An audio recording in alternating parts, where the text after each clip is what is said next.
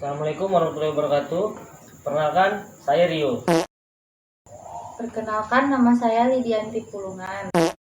Perkenalkan, nama saya Jeremy Rinaldi Simbolon. Perkenalkan, nama saya Angga Fitra Hadi. Di sini kami akan membawakan presentasi video yang berjudul Formulasi Kebijakan Publik Lanjutan, yang dimana kebijakan publik merupakan fenomena yang kompleks dan dinamis. Kompleksitas dan dinamika tersebut akan terasa lebih apabila pengamatan kita ditunjukkan pada proses kebijakan. Tanpa formulasi kebijakan yang baik, tidak mungkin kebijakan yang baik akan terwujud. Dan kinerja yang tinggi hanya dapat terwujud jika didukung oleh sistem dan proses pelaksanaan kebijakan yang baik. Negara kita adalah negara hukum yang demokratis, berbentuk negara kesatuan dengan sistem dan proses kebijakan yang mengakomodasikan peran serta masyarakat yang luas, di mana pengambilan keputusan politik melalui garis besar haluan negara GBHN dan kebijakan-kebijakan pokok lainnya dalam rangka penyelenggaraan pemerintah dan pembangunan dilakukan bersama secara musyawarah dan mufakat melalui lembaga-lembaga perwakilan sebagai representasi rakyat dan bangsa. Menurut Thomas R.D., public policy is whether government goes to do or not to do. Kebijakan publik adalah adapun yang dipilih pemerintah untuk bertindak, melakukan atau tidak melakukan. Yang kedua, menurut David Easton, public policy is the authoritative allocation of values for the whole. Kebijakan publik adalah pengalokasian nilai-nilai secara paksa sah kepada seluruh anggota masyarakat serta hanya pemerintah yang memiliki kekuasaan. Yang ketiga, menurut M. Irfan Islami, kebijakan publik adalah serangkaian tindakan yang ditetapkan dan dilaksanakan atau tidak dilaksanakan oleh pemerintah yang mempunyai tujuan atau berorientasi pada tujuan-tujuan tertentu demi kepentingan seluruh masyarakat. Selanjutnya ada formulasi kebijakan publik. Yang pertama, agenda setting. Suatu tahap sebelum perumusan kebijakan dilakukan, yaitu bagaimana isu-isu itu muncul pada agenda pemerintah yang perlu ditindaklanjuti berupa tindakan-tindakan pemerintah. Banyak isu yang masuk ke pemerintah yang diharapkan agar pemerintah segera mengambil tindakan, ternyata pemerintah tidak bertindak sesuai dengan keinginan masyarakat. Yang kedua, cara pandang sistematik.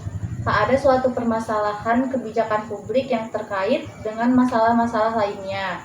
Kita harus mengenali benar saling hubungan tersebut dan mengidentifikasi secara objektif posisi permasalahan yang dihadapi dalam konteks keseluruhan masalah yang dihadapi masyarakat.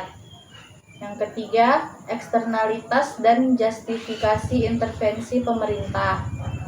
Analisis kebijakan juga harus memperhatikan berbagai biaya dan manfaat yang tidak langsung, yang mungkin timbul belakangan dan sulit diukur. Di samping perhatiannya yang sangat intensif terhadap biaya dan manfaat langsung dan berbagai kebijakan yang justru mudah dilihat dan diukur.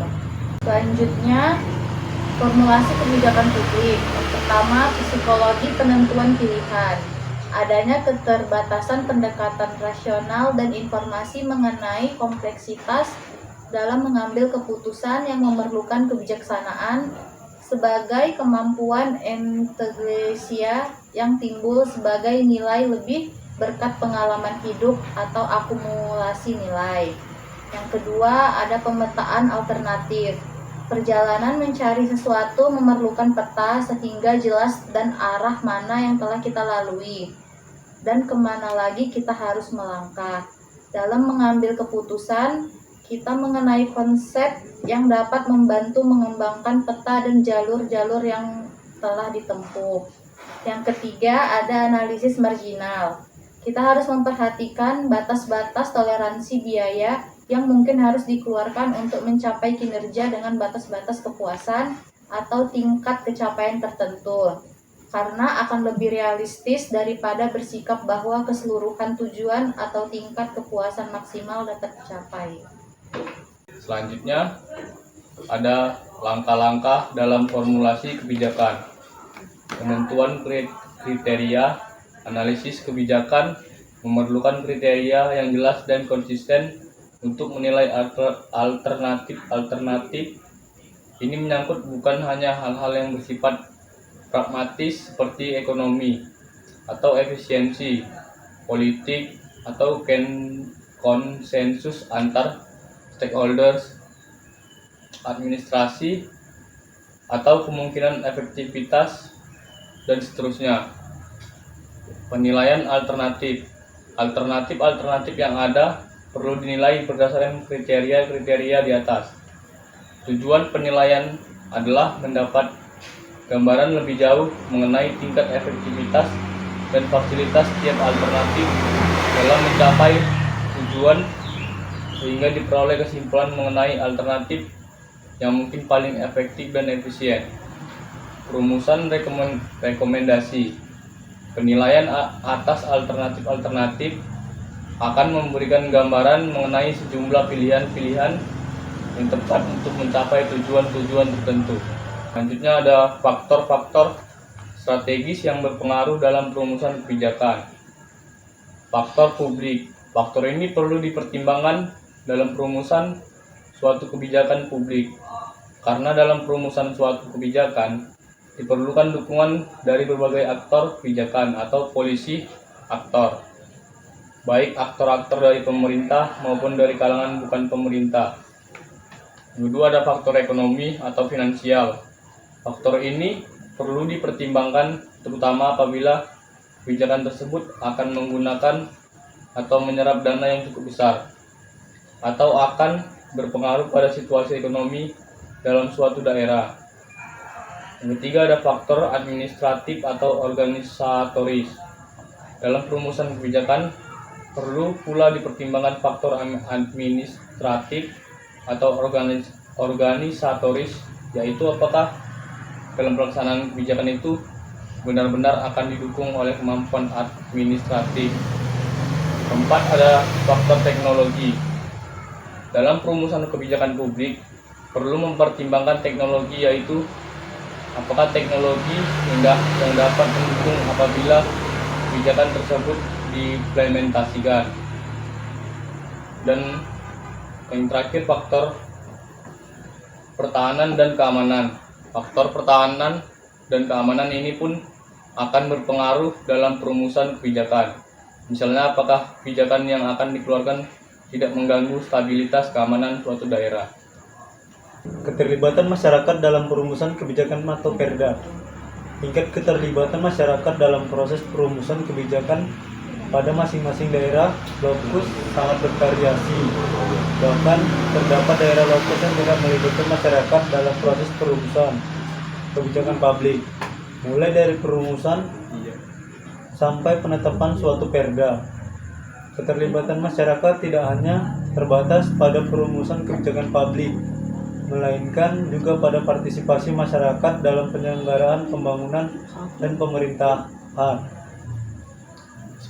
Partisipasi masyarakat dalam pelaksanaan pembangunan bertujuan untuk menjamin keterlibatan masyarakat dalam perencanaan, pelaksanaan, dan pengendalian pembangunan, agar aspirasi dan kepentingan masyarakat terakomodasi dalam program dan kegiatan pembangunan yang tertuang dalam anggaran pendapatan dan belanja daerah atau APBD. Keterlibatan masyarakat tidak hanya dibatasi pada perencanaan atau penyusunan program dan kegiatan saja, melainkan juga keterlibatannya dalam pengawasan tidak langsung hingga selesainya suatu kegiatan pembangunan. Misalnya Perda menyangkut pertanian, ada dinas terkait yang kami undang seperti tata kota, badan penanggulangan dampak lingkungan daerah atau Bapedalda, dan ekonomi pembangunan atau Ekbam.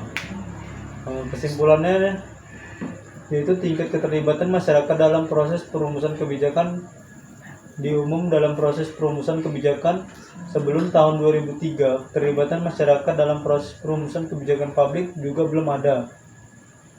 Mekanismenya penyusunan Perda umumnya diprakarsai atau diusulkan oleh instansi teknis tertentu seperti dinas, badan, dan kantor.